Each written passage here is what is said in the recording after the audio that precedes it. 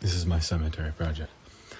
The first thing that I have here is a smaller brick that is laid on top of the standard gravestone, and it says Snickers on it.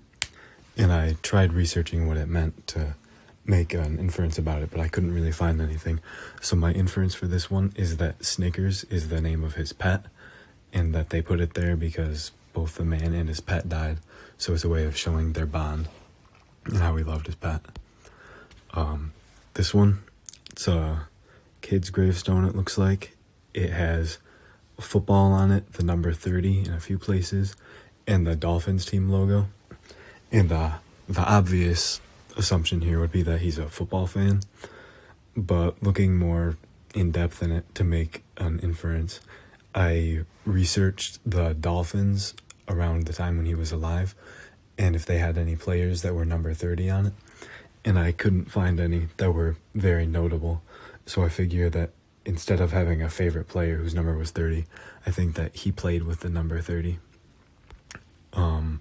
This one, the man, he was in his 20s when he died based on the years, and the death date was during the Vietnam War. So I think that was a pretty clear indicator that he died in Vietnam, but it also says Vietnam on it.